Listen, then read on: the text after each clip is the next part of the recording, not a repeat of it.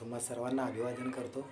आज पुन्हा एकदा येशू ख्रिस्ताच्या नावामध्ये देवाचं वचन सांगण्याची आज मला देवानं संधी दिलेली आहे, त्याबद्दल मी परमेश्वराचे आभार मानतो।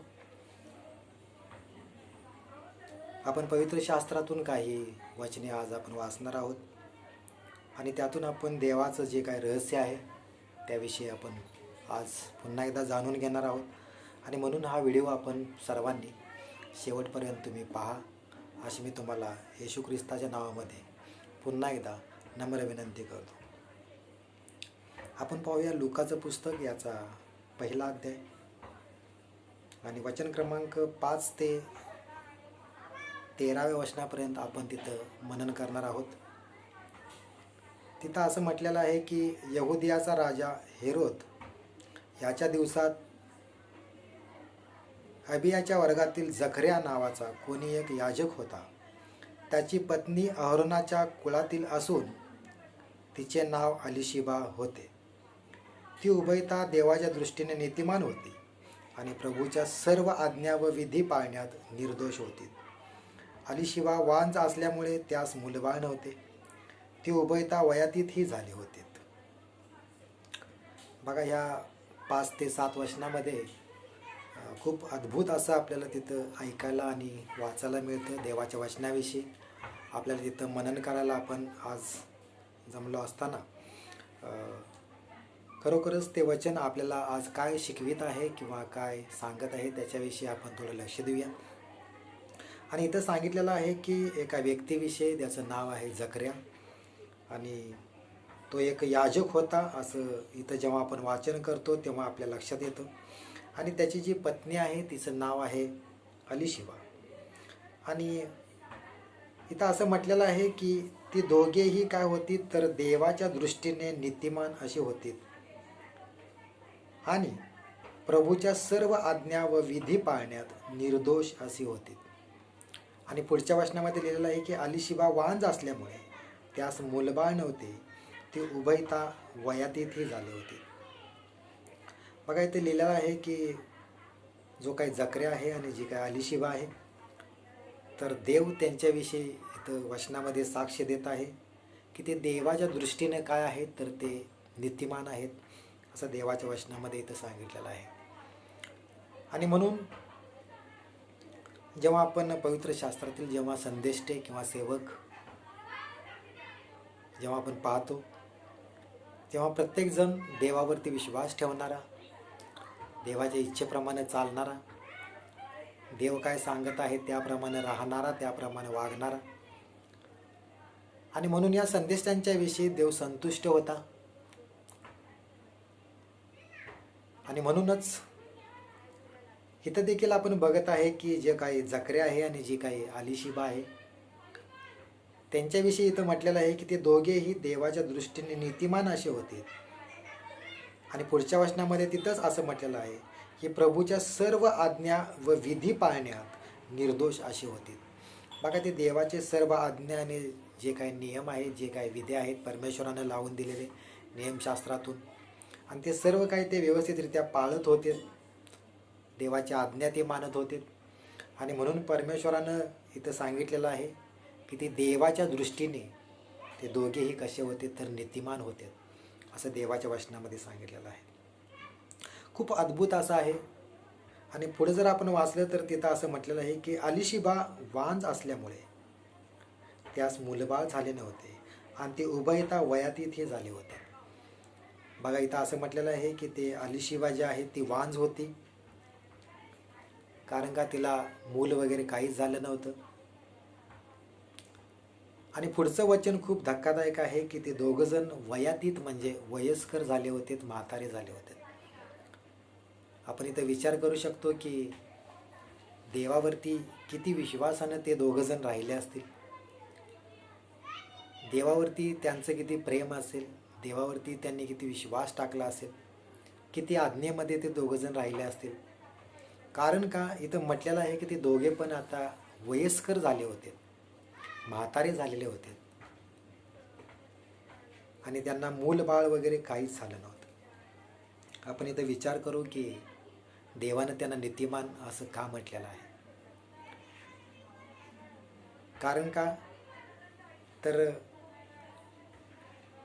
एक देवाचा सेवक किंवा देवाची आज्ञा पाळणारा आणि त्याची पत्नी ही देवावरती विश्वासात असणारी आणि ते दोघेही देवाचं भय धरणारे, देवाची आज्ञा पाळणारे असताना ते आता म्हातारे झालेले आहेत. बरेच वर्ष ते देवामध्ये आहेत आणि असं असताना देखील त्यांच्या जीवनामध्ये एक खंत कदाचित असावी की त्यांना मूल वगैरे काही झालं नव्हतं. परंतु त्या घटनेविषयी तिने जास्त कधी विचार केला नसेल असं मला या वचनातून किंवा देव जे काही त्यांच्याविषयी साक्ष देत आहे त्याच्यावरून मला असं वाटतं की जे काही कमतरता त्यांच्या जीवनामध्ये होती त्या कमतरतेकडे त्यांनी कधी बघितलं नाही किंवा देवानं असं का केलं असा विचार त्यांनी आपल्या मनामध्ये कधीही आणला नसेल. आणि म्हणूनच परमेश्वर त्यांना म्हणत आहे की ते दोघेजण नीतिमान होते. बघा, आपण जेव्हा देवामध्ये चालत असतो, वाढत असतो, तेव्हा आपली अशी इच्छा असते की आपल्या सर्व काही प्रार्थना आहेत त्या देवांना ऐकाव्यात, आपल्या प्रार्थनेचं उत्तर द्यावं आणि तरच मग आपला विश्वास जो आहे तो देवावरती बसतो जेव्हा देव आपल्या प्रार्थनेचं उत्तर देतो किंवा देव जेव्हा ऐकतो त्याच वेळेला. परंतु जकर्या आणि अलीशिबा यांच्याकडून आपल्याला आज काय शिकायला मिळत आहे? खरोखर जेव्हा हा प्रसंग किंवा ही घटना जेव्हा मी ऐकली आणि त्याच्यावरती मनन केलं की ते दोघे म्हातारे झालेले आहेत आणि ते देवाच्या आज्ञा पाळत आहेत, देवावरती विश्वास ठेवत आहेत आणि तरी पण असं असताना देखील त्यांना मूलबाळ झालेलं नाही आहे.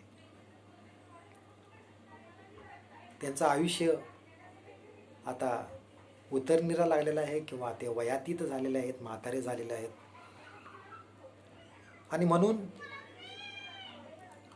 कदाचित त्यांचे जे शेजारी पाजारी असतील, त्यांचे जे नातेवाईक असतील, त्यांनी कदाचित त्या दोघांना नावं ठेवलं असेल की तुम्ही एवढे याजक आहात, तुमची पत्नी एवढी देवावरती विश्वास ठेवणारी आहे, तुम्ही याजक देवाचे सेवक आहात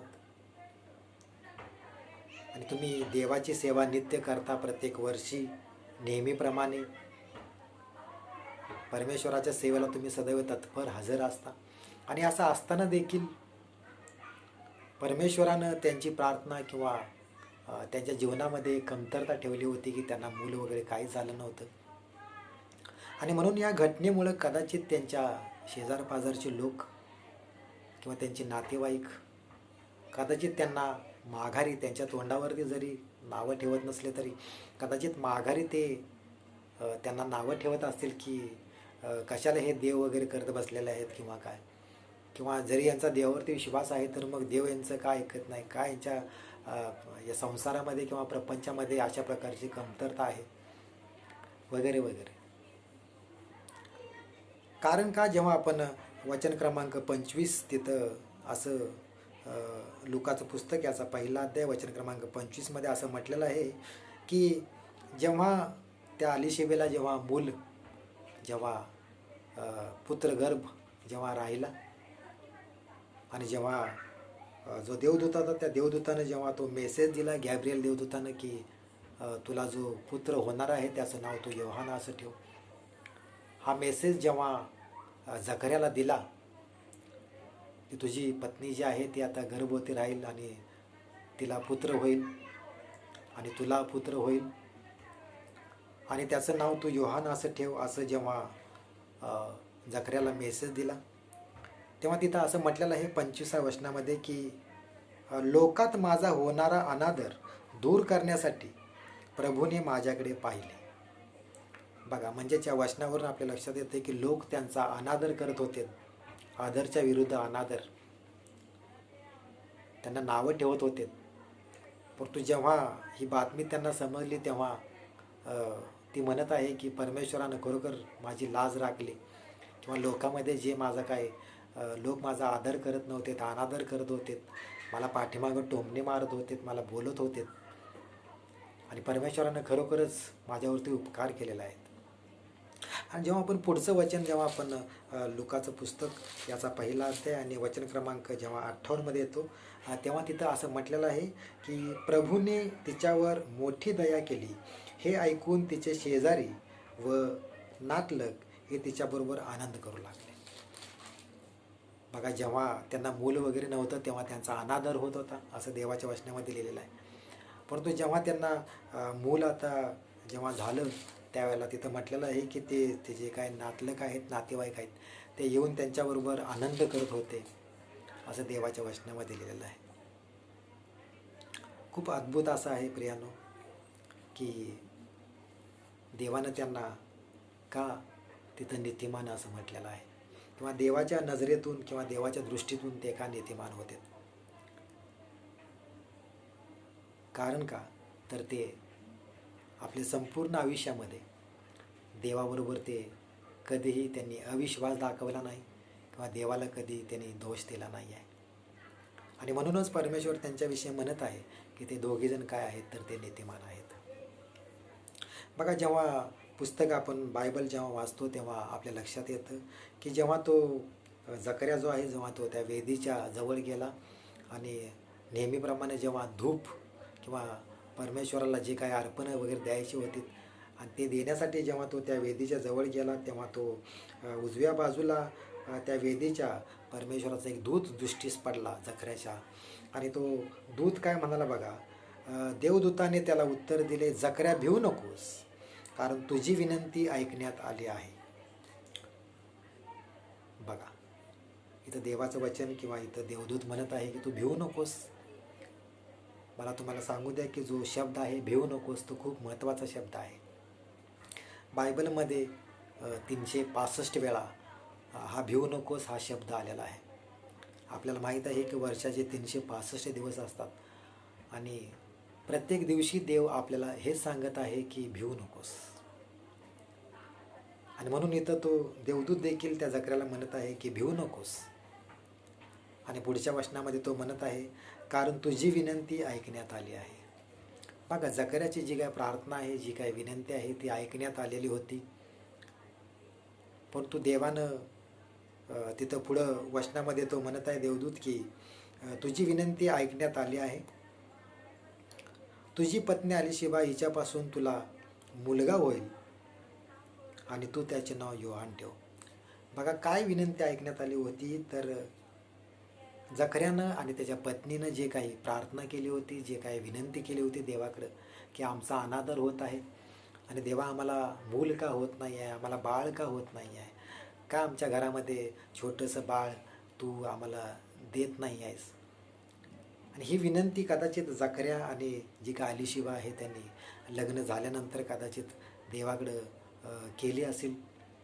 लग्न झाल्यानंतर 2 वर्षे, 3 वर्षे, 4 वर्षे त्यांनी वाट पाहिल्यानंतर परमेश्वराला त्याने विनंती केली असेल. परंतु आपण इथं बघत आहे की ते आता वयातीत झालेले आहेत, ते म्हातारे झालेले आहेत. आणि म्हातारं झालं असताना देखील म्हातारं झाल्यानंतर एक दिवस त्यांच्या जीवनामध्ये आला आणि इथं देवदूत त्यांना म्हणत आहे की तुझी विनंती ऐकण्यात आलेली आहे. बघा, कधी विनंती केली होती त्यानं, तो म्हातारा असल्यानंतर करेल काय की मला मुलं होऊ दे म्हणून, किंवा मला बाळ माझ्या पत्नीला होऊ दे म्हणून. म्हातारपणे करू शकेल काय? कधीच नाही करणार. तर जे काही त्याचं जकर्याचं आणि अलीशिबेचं लग्न झाल्यानंतर त्यांनी देवाला विनंती केली असेल की मूल होऊ दे म्हणून.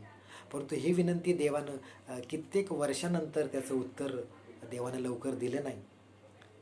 परंतु परमेश्वराच्या वचनामध्ये इथं म्हणत आहे, देवदूत म्हणत आहे की तुझी विनंती जी आहे, तुझी मागणी जी आहे, तुझी प्रार्थना केली होती ती देवानं ऐकलेली आहे. आणि ती प्रार्थना त्यांची काय होती, ती तरुणपणातील होती. त्यांचं लग्न जेव्हा झालं त्यावेळीची ती प्रार्थना होती की आम्हाला मुलगा किंवा आम्हाला पुत्र दे परमेश्वरा. आणि ही विनंती देवानं ऐकली होती.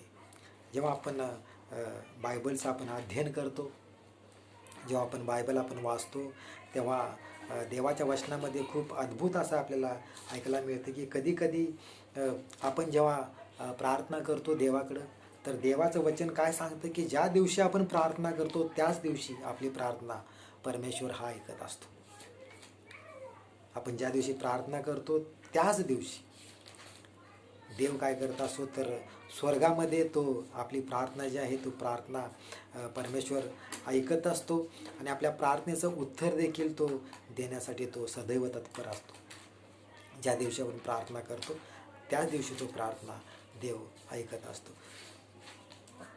आपण बघूया दानिएलचं पुस्तक याचा 10वा अध्याय आणि वचन क्रमांक 12मध्ये तिथं असं म्हटलेलं आहे की तो मला म्हणाला, दानिएला भिवू नकोस, कारण ज्या दिवशी तू समज घेण्याचा व आपल्या देवापुढे नम्र होण्याचा निश्चय केलास त्याच दिवशी तुझे शब्द ऐकण्यात आले आहेत.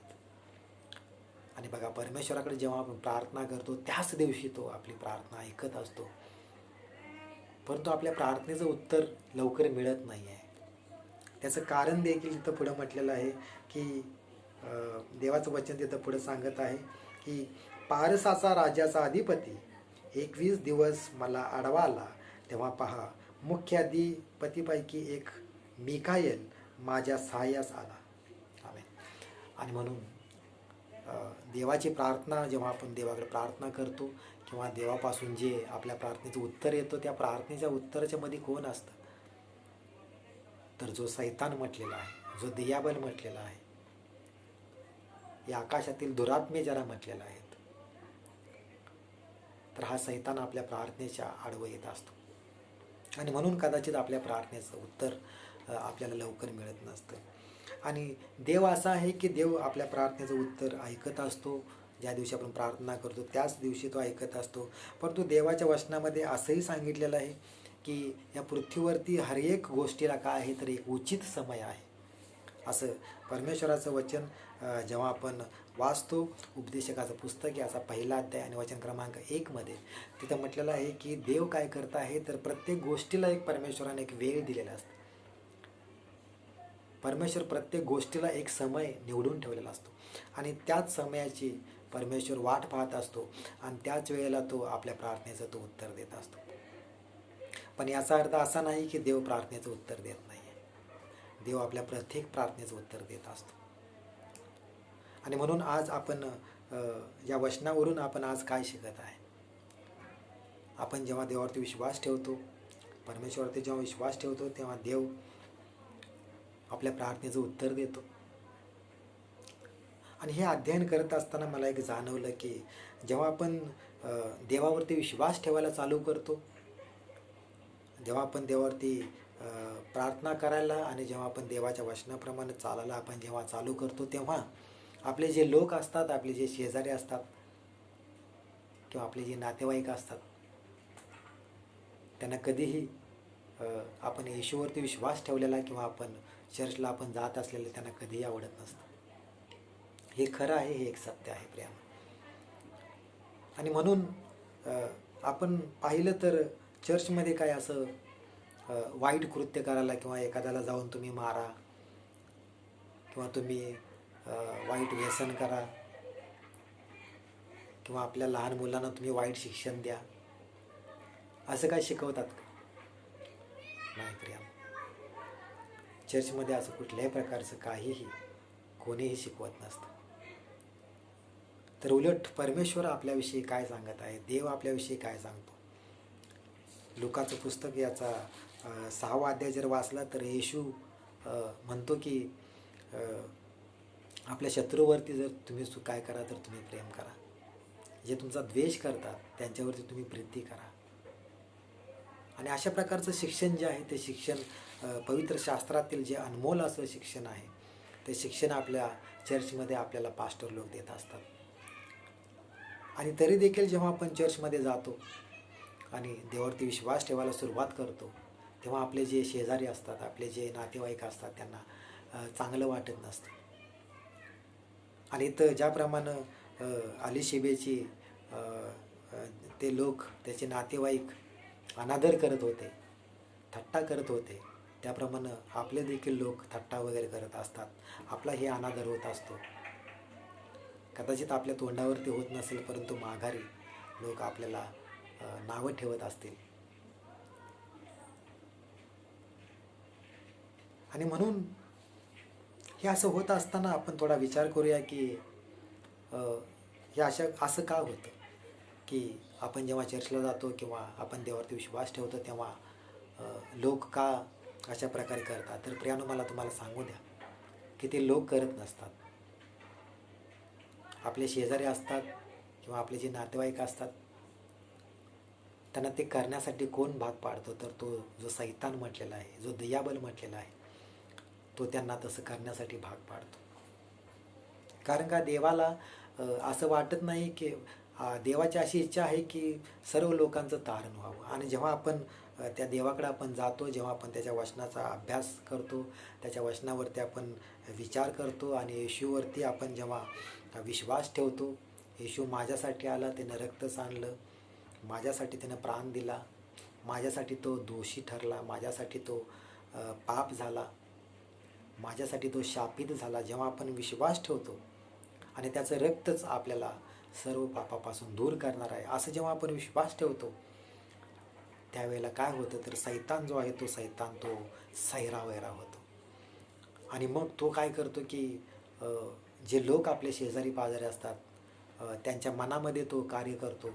आणि मग तो अशा प्रकारे जे येशूचे शिष्य आहेत किंवा येशूवरती विश्वास ठेवणारे जे लोक आहेत किंवा जे चर्चला जाणारे लोक आहेत, अशा लोकांनी कशाप्रकारे त्यांना पाठीमागं खेचता येईल, कशाप्रकारे त्यांना चर्चला जाण्यापासून त्यांना मनाई करता येईल, अशा प्रकारचं जे कूट कारस्थान आहे तो सैतान करत असतो.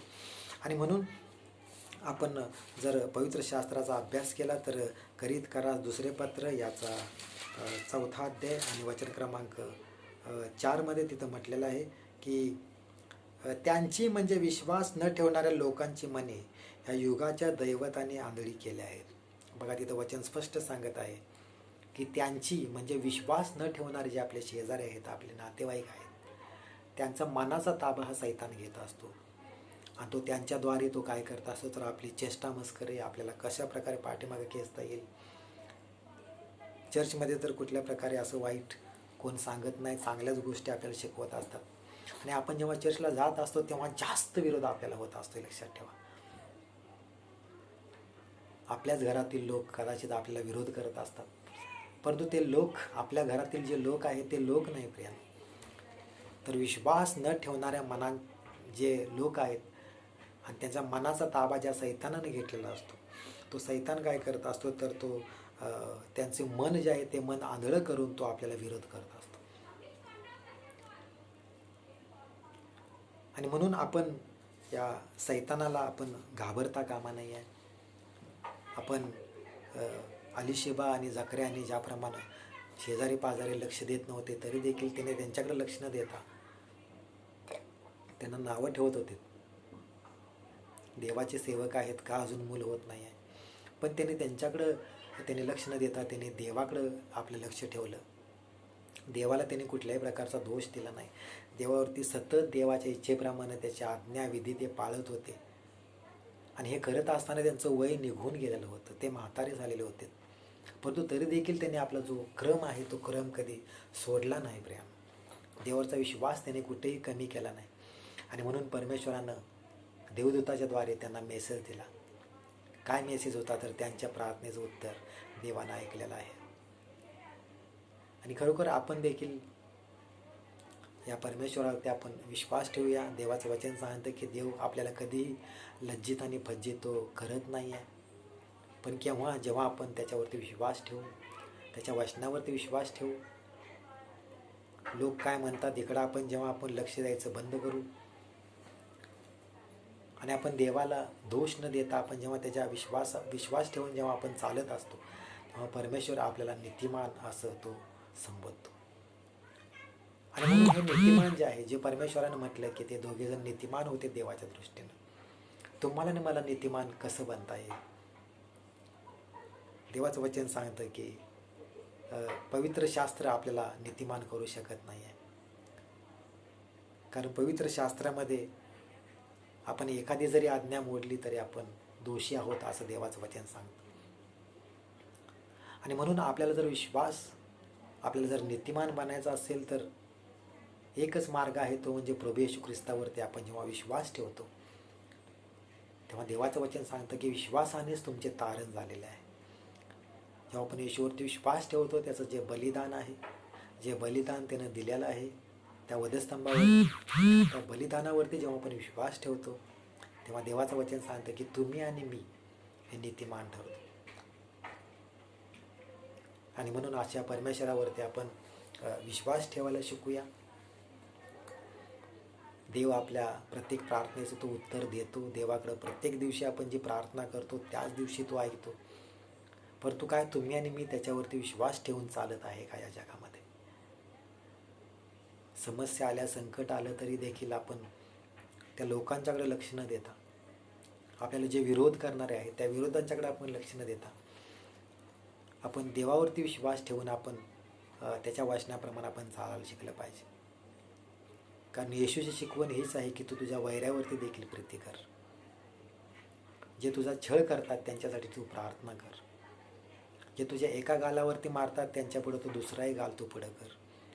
कारण का येशूला पूर्ण माहीत होतं की जे काही करणारे आहेत ते लोक नाही आहेत, तर तो सैतानच करत असतो. आणि म्हणून आपल्याला देखील आपण जेव्हा येशूवरती विश्वास ठेवतो, त्याच्या इच्छेप्रमाणे चालायला सुरुवात करतो, आपण चर्चला यायला सुरुवात करतो, तेव्हा विरोध हा आपल्याला होतच असतो. आणि म्हणून आपण त्या विरोधाकडे लक्ष न देता, जग काय म्हणत आहे, माझे नातेवाईक काय म्हणत आहेत, माझे स्वतःचे लोक मला काय म्हणत आहेत, माझी पत्नी मला काय म्हणत आहे, माझा भाऊ मला काय म्हणत आहे, माझा पती मला काय म्हणत आहे, माझे आईवडील मला काय म्हणत आहे, इकडं लक्ष न देता प्रिया, आपण जेव्हा देवाचं वचन आपण समजण्यासाठी आपण जेव्हा चर्चमध्ये येतो आणि त्याच्यावरती आपण विश्वास ठेवतो, देवाचं वचन हे आपल्याला तिथं जेव्हा आपल्याला ऐकायला मिळतं आणि जेव्हा आपण त्याच्यावरती विश्वास ठेवायला चालू करतो, तेव्हा देवाचं वचन सांगतं की त्या विश्वासानेच, येशू ख्रिस्ताच्या रक्तावरील विश्वासानेच तुम्ही आणि मी नीतिमान ठरतो.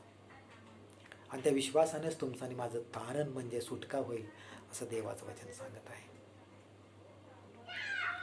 परमेश्वर करो आणि या वचनाप्रमाणे तो तुम्हाला आणि मला त्याच्यावरती विश्वासामध्ये राहण्यासाठी, त्याच्यामध्ये खंबीर राहण्यासाठी, त्याच्या मार्गामध्ये चालण्यासाठी तो तुम्हाला आणि मला मदत करो. तुम्हाला आणि मला तो कृपा पुरवो, असं मी परमेश्वरला विनंती करतो. प्रभूच्या नावाला मी धन्यवाद देतो.